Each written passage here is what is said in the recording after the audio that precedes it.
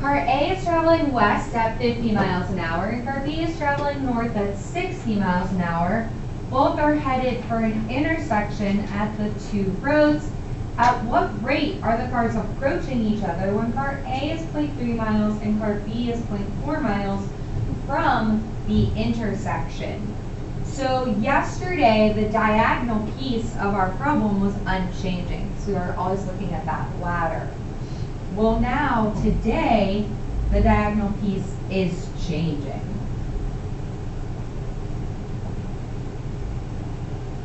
So, because we have cars traveling, so car B is traveling north. So, car B is starting over here and traveling northbound.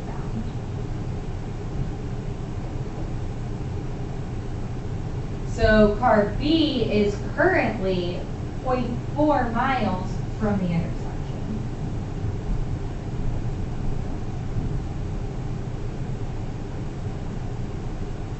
So car B is getting closer to a point.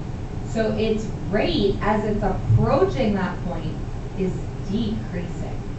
So it's, even though we're talking about speed, because it's going to a point, the distance away from the point. So in this case, my dB/dt, so we'll call this B, my dB/dt is negative 60.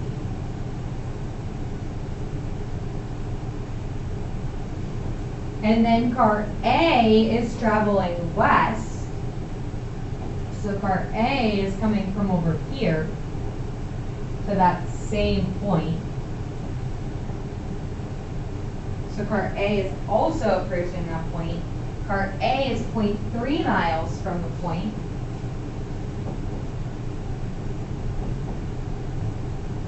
And that distance is also decreasing.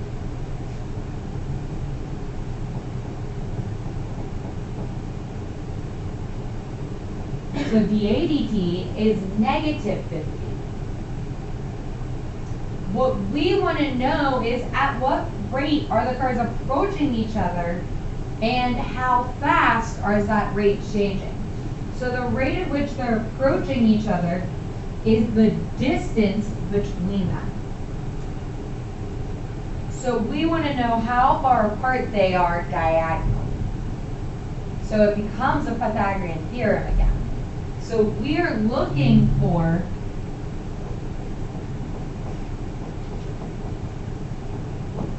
BCD.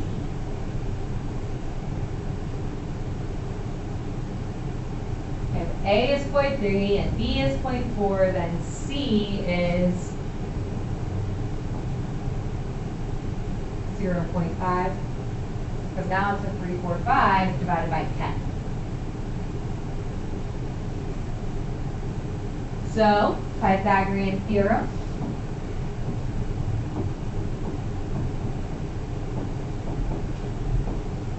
Derivative of Pythagorean theorem.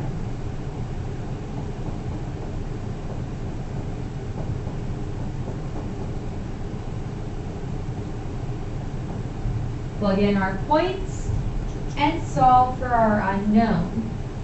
So in this case, we're dividing everything by C, so I'm just going to move my C before I plug in my numbers, so maybe it'll be easier.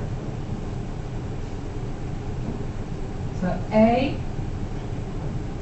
is 0.3, the ADT is negative 50, plus B is 0.4, dBdt is negative 60, all over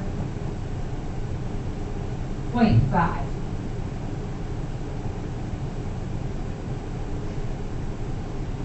So 0.3 times negative 50, again, think of it kind of like as 3 tenths. So like the 50 and the 10 would cancel each other out decimal-wise. So you end up getting 3 times 5, or yeah, which is negative 15. 4 times 6.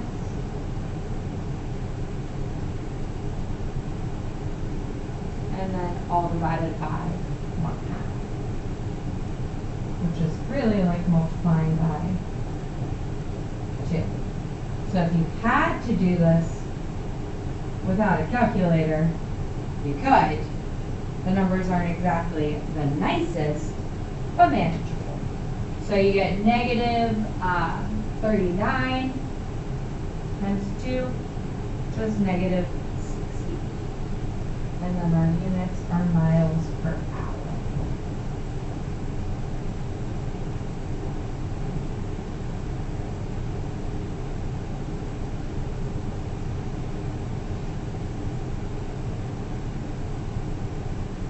That 70. 39 times 2 is not 60.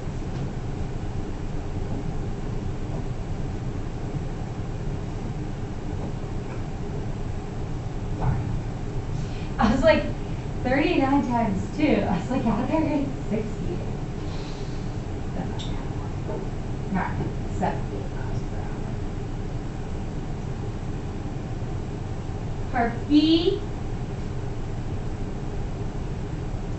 says, now suppose the cars start at the same point and they travel away from each other.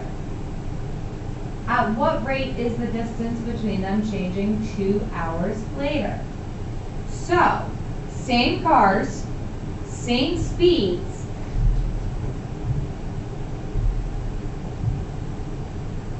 but now if it's traveling north, car B is up here, car A is over here. If car B is traveling 60 miles per hour, after 2 hours, after 2 hours, car B is 120 miles away.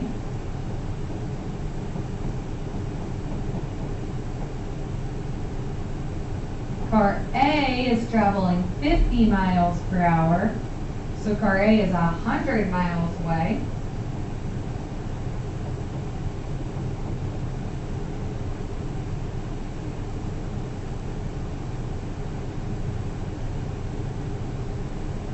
So again, do we have that same Pythagorean triple?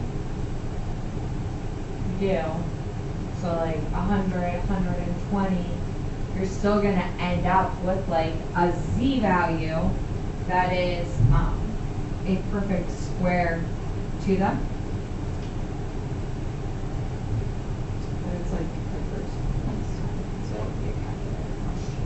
Because it's not, like last time it was 0.3, 0.4, 0.5, 100, 120 are not multiples of 3, 4, and 5.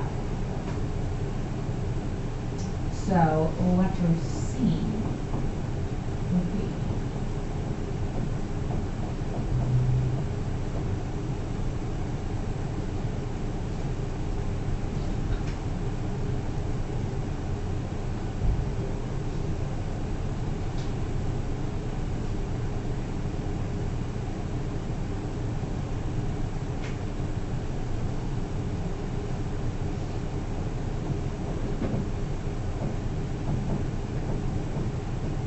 like 156.204.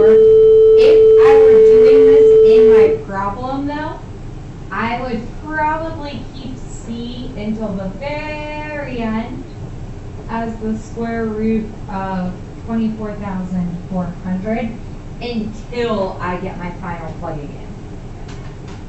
So again, now we have A, dAdt, plus B, dBdt, all over C equaling dCdt, because again, same formula, same thing, we're just checking, is the rate of change going to be different 2 hours later than when we were coming in prior? So you have 100, 50, 120, 60, over square root 2440.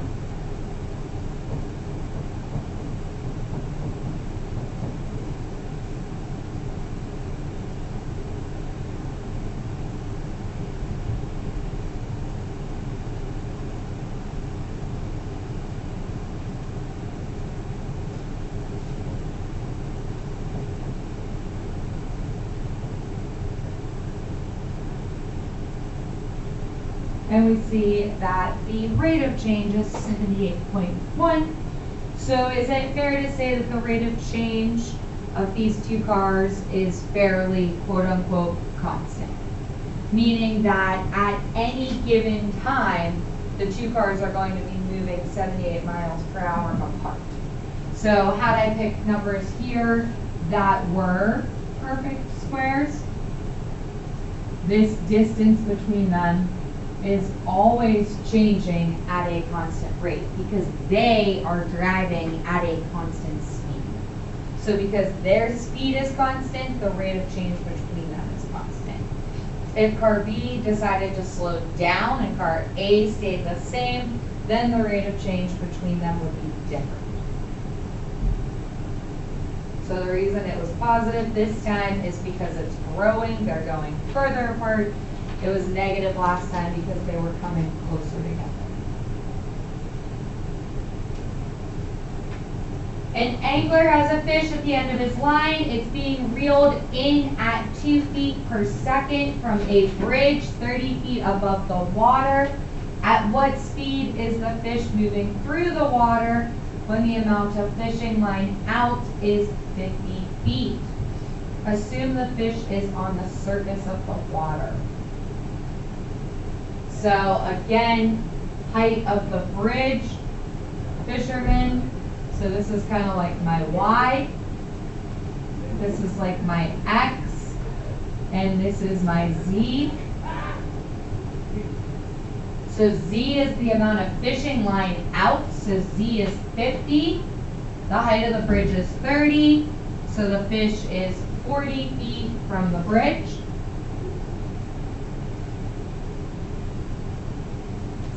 The fisherman's reeling it in.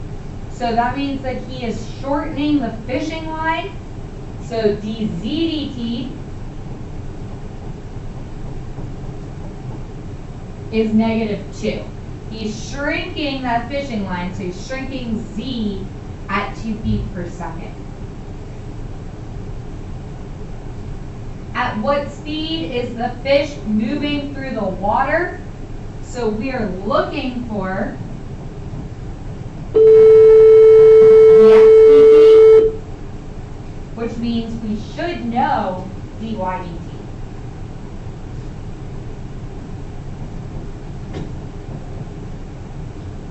So in this case, just like the ladder, is the height of the bridge ever going to change? No. So the height of the bridge, or dy dt, is 0. So again, not coming outright and telling you that, it's just one of those things you have to interpret what is being said. If you're standing on a bridge, the bridge height's not changing. So Pythagorean theorem, its derivative is always x dx dt plus y dy dt equals c dz dt. Plug in what you know.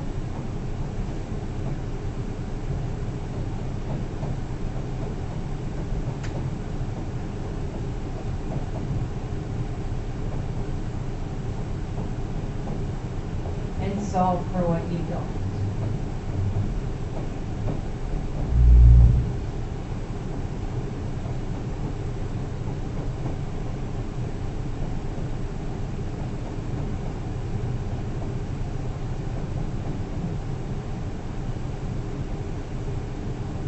-5/2.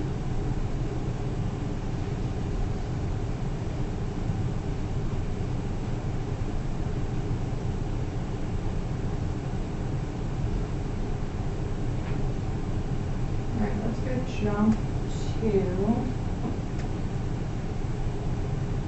a water tank. Has the shape of an inverted circular cone with base radius 2 and height 4, blah, blah, blah. So this is just like 17. Let's skip this one. When I get to like, alright, let's do the water. If you really wanted to know that answer, it was 8. Alright, a hot air balloon is rising straight up from a level field. It's being tracked by a rangefinder 500 feet from the liftoff point. So this is where like drawing your picture kind of comes into play. Because you have to understand where it's being lifted off from, where the point of looking is coming from. Sometimes we'll start talking about like elevation angles or depression angles. So remembering that elevation is going up, depression is going down, etc.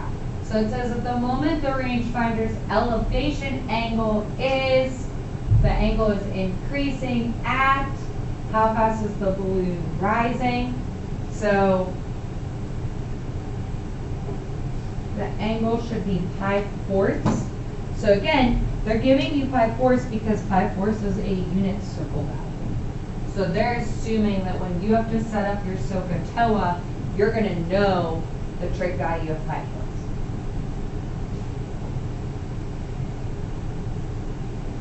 So here's my hot air balloon. It's rising up in the sky. It is being tracked by a finder. So here's my finder. My finder is 500 feet away. So X is 500. 500 feet away from where the balloon took off. So the distance between the liftoff point and the finder is going to be 0.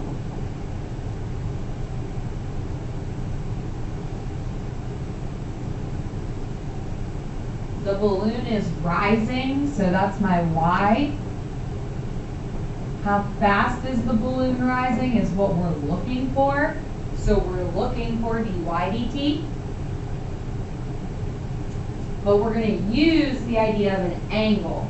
So my theta is pi fourths, and my angle is changing at 0.14. So looking at that triangle, I'm looking for information about the opposite. I have information about the adjacent. So I need to choose the trig function that involves opposite and adjacent, which is tangent.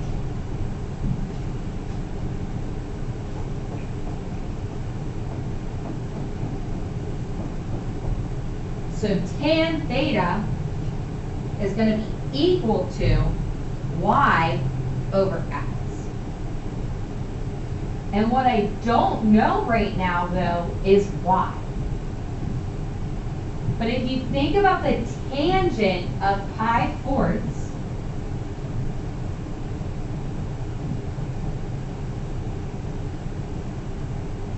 and I know x, can't I go backwards and solve for y?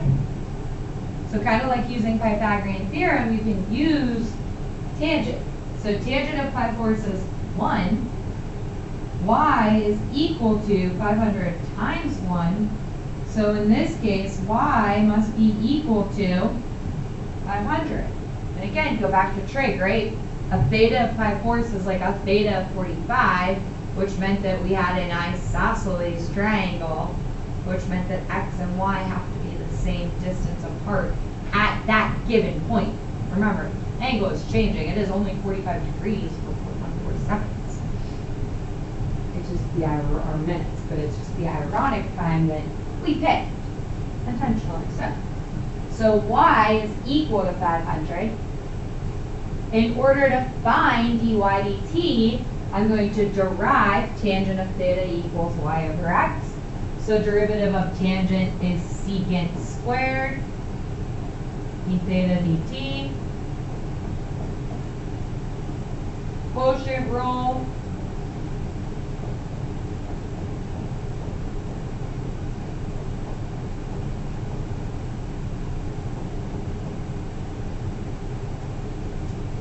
So you have ho di minus hi di ho all over ho ho. Dx dt is 0, so this goes away. Secant is 1 over cosine, Or you can plug in pi fourths. So you kind of have a choice right now.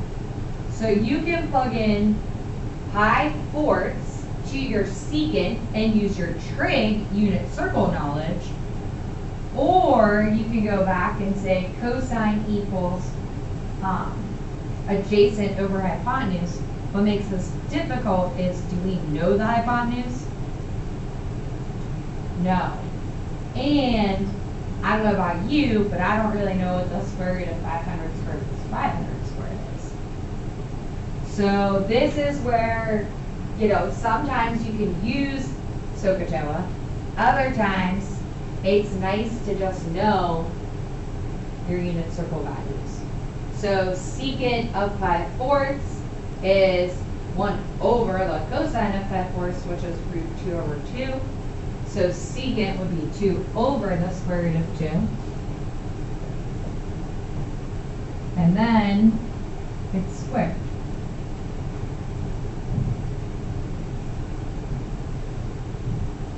d theta dt is 0.14.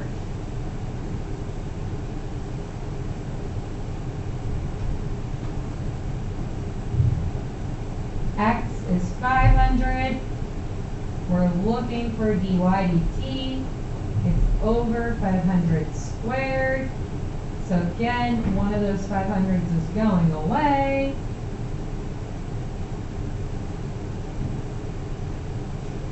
So you end up with 500 times 4 over 2 times 0.14,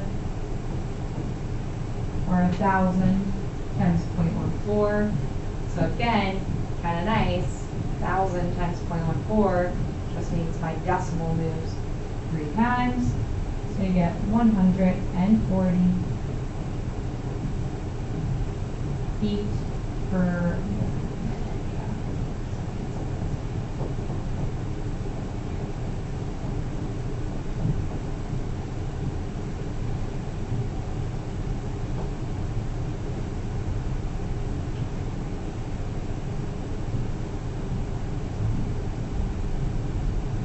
So what does that mean? That means that at the instant the angle is pi fourths. Only at that instant is the balloon 500 feet above the ground rising at 140 feet per minute. So at the point when theta is pi fourths, the balloon is 500 feet above the ground. It is going to continue to raise at 140 feet per minute.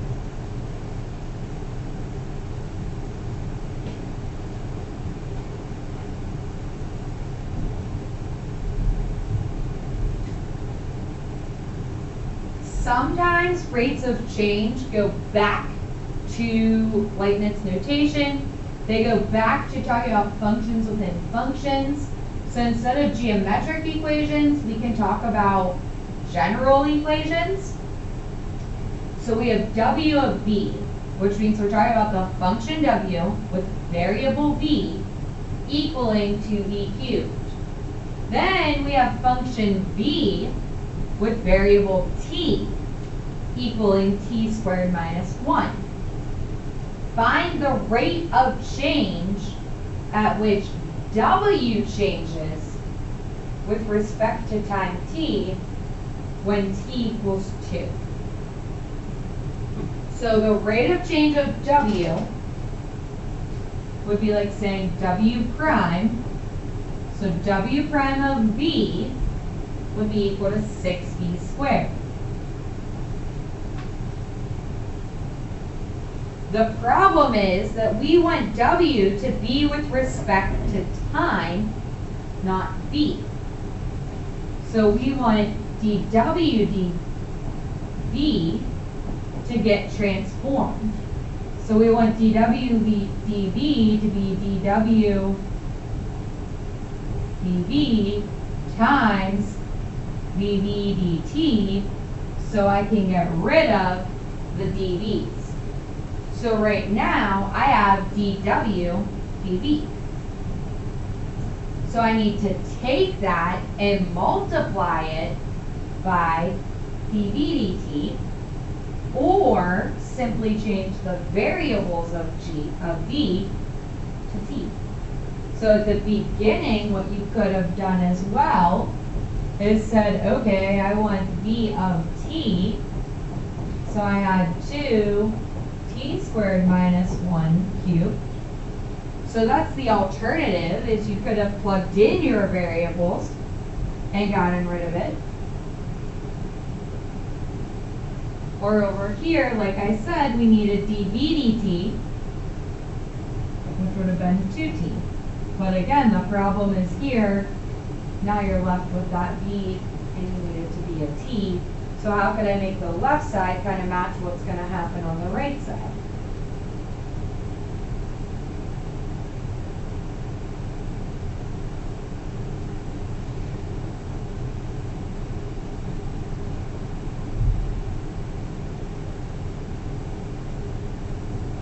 And if you go over here and you look at this is a chain rule, right? So w of v of t equals blah, blah, blah. If I took my chain rule derivative over here, 2 times 3 would have gotten me 6. Inside stays, take 1 away, multiply by derivative of the inside. So do you see how you can take 2 different problems and setups, but you get that same answer? So it's kind of like this is the old way, and this is the new way with related rates, understanding that relationship with dt. And again, you just multiply 6 and 2 to get 12t. Blah, blah, blah.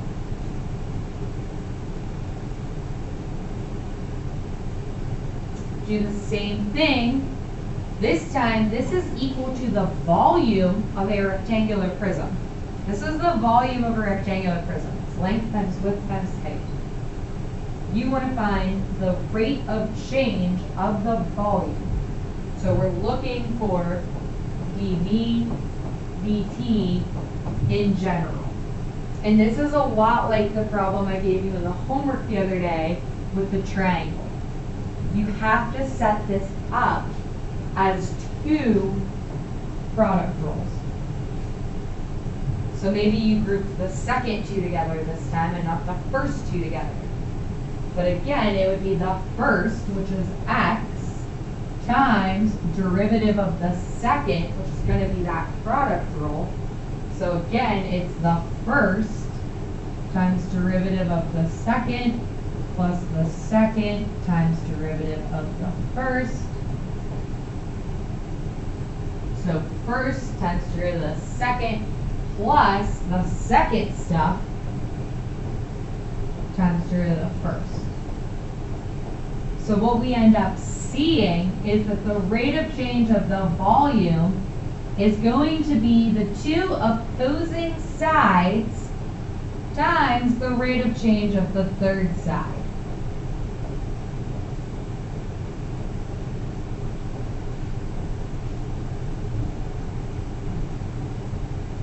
So the rate of change of volume is with respect to the area of one side times the rate of change of the other.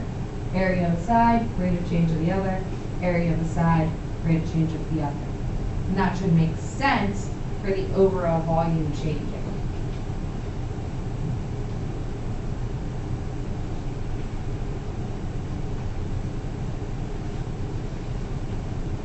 All right, so this one was from an old AP exam a couple years ago.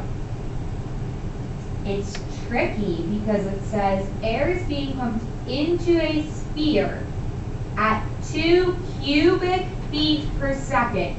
So what rate of change did they give you?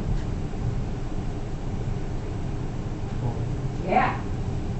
So it gave you dv dt.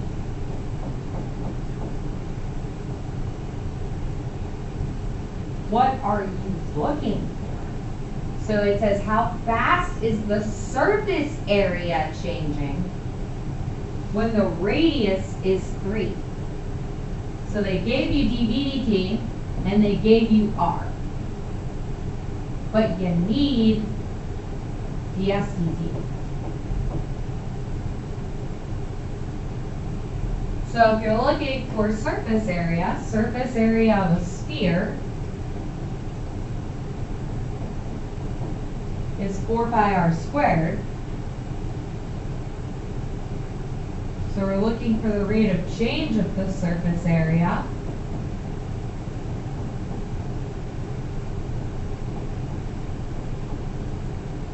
What am I missing to be able to do rate of change of surface area that I don't know, that wasn't given to me?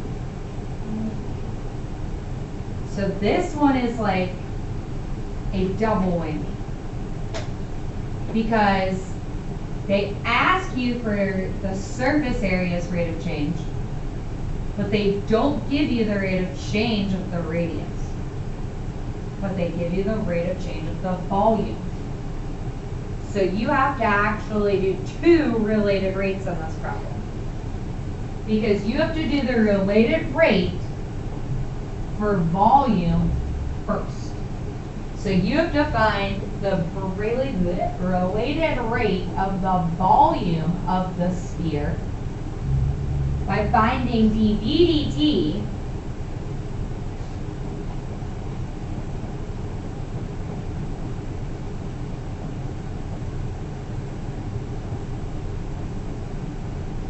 and using dV dt to find dr dt, so that we could use dr dt and ds dt.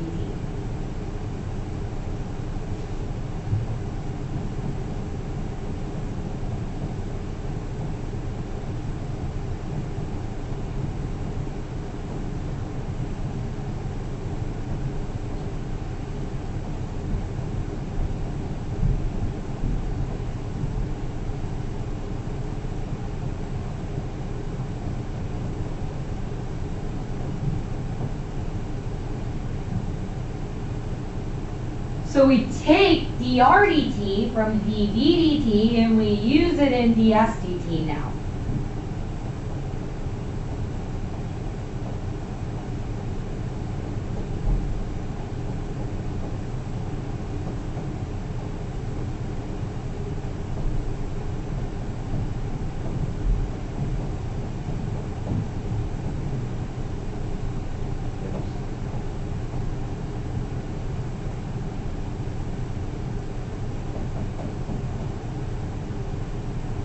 We get 4/3 feet squared per second.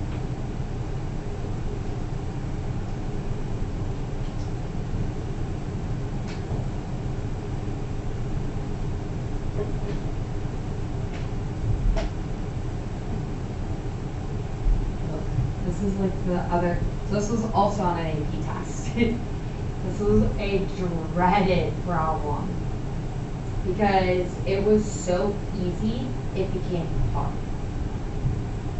So we've talked a lot about triangles, cylinders, cones, and spheres. This is another triangle.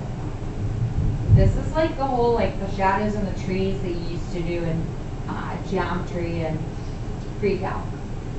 So it says a man is 6 feet tall and he's walking towards a street light.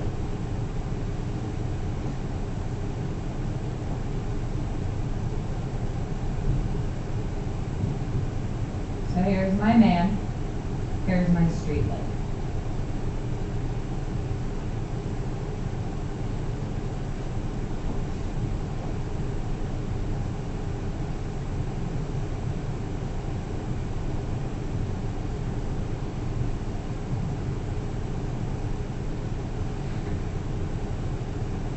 He's walking toward it at a rate of 5 feet per second. So that's this dx dt.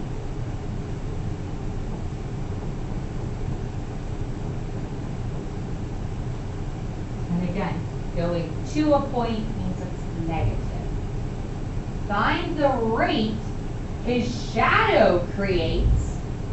So his shadow is going to be behind him, right? So again, if you're walking towards a light, your shadow goes behind you. So his shadow is going to be over here.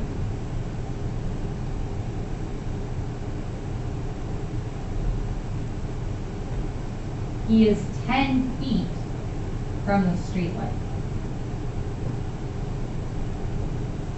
So the distance from the man to the street light is 10.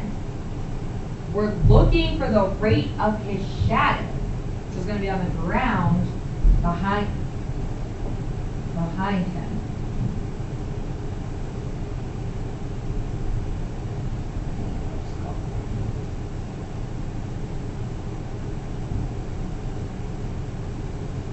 So what happens is we end up with two triangles. So this becomes similar triangles. Because you have the triangle of the man with his shadow to the triangle of the man walking towards the street light in its own created space. So create your two triangles, and now it's not, everybody wants to make a Pythagorean theorem, and it's not. It becomes similar triangles, which is exactly how you learned to do shadow problems back in the day, right? But you forgot that. Like everybody, like, it becomes this like mystery, right? So you have the little triangle right here. That's triangle number 1. And when we use triangle number 1, we're going to use the length on the ground and the man's height. So we're going to say A and 6.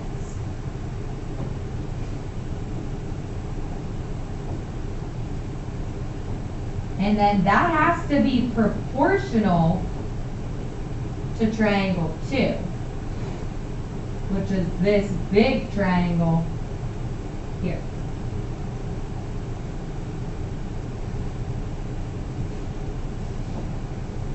Which means that this distance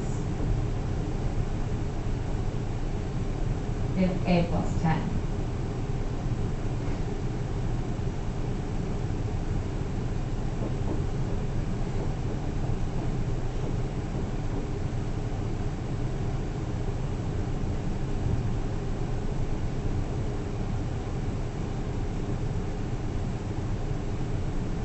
I'm looking for the rate of change of his shadow. So what am I looking for? I'm looking for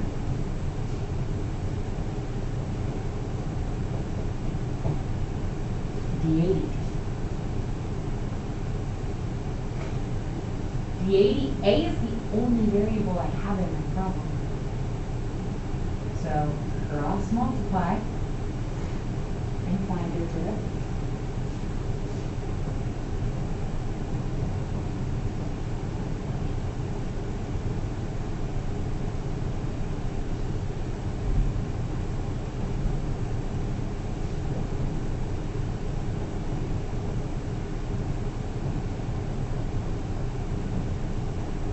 Here's where everybody got blown to smithereens.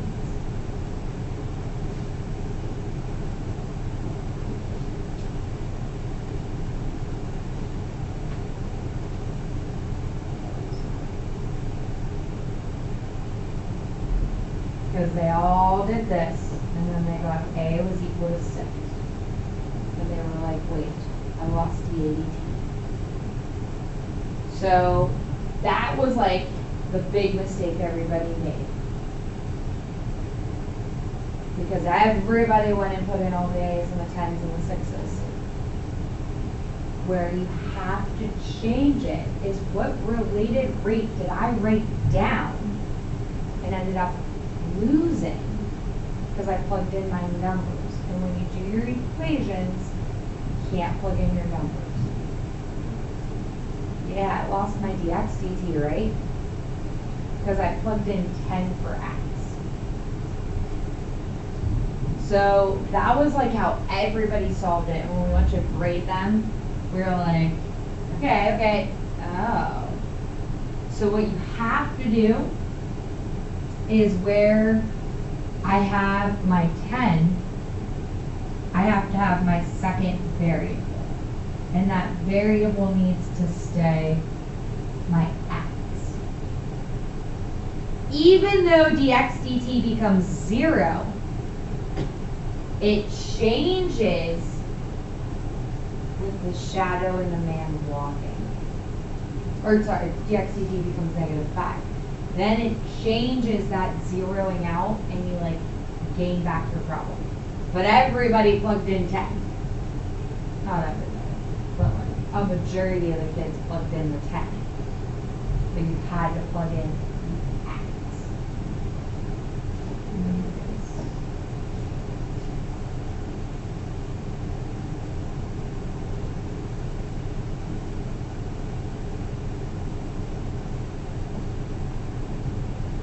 So now you end up with 6a, 6x, 16a.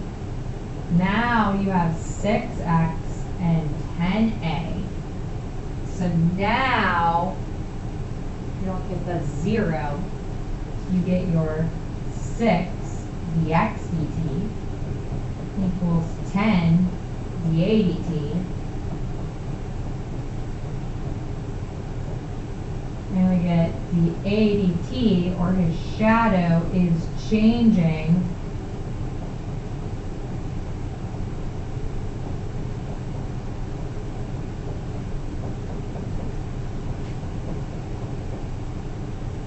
at -3 feet per second.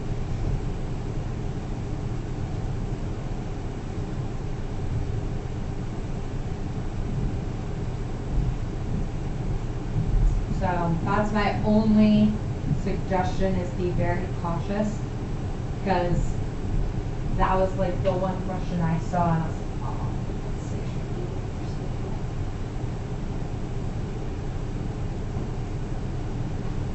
For your homework, I don't want to finish that packet because that's way too many problems. We did what? 5 of 30. Then I already took off the first 3. So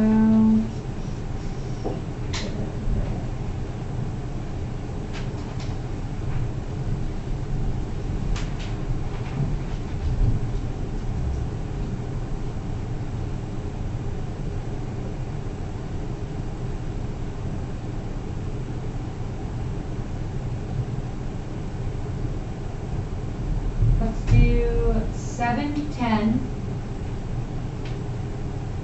11,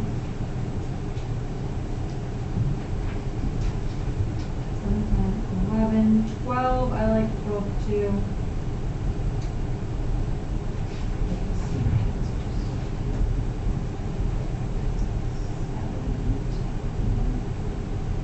10 is a calculator question.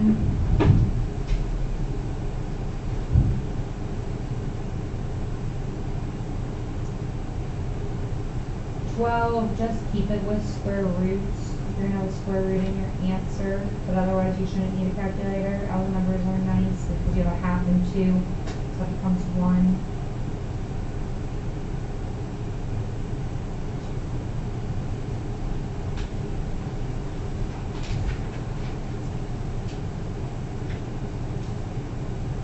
$16.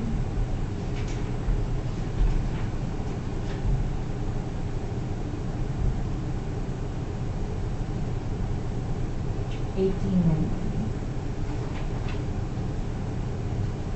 and 20, and 19 and 20 you can use a calculator, and that should be good.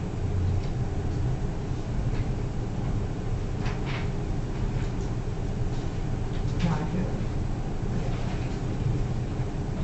7, 10.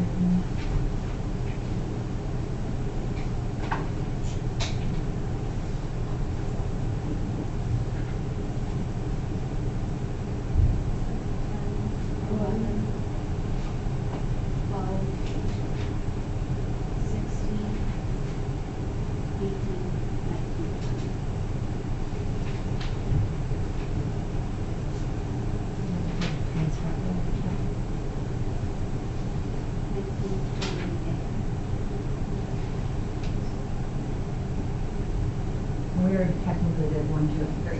They were in the handout the other day.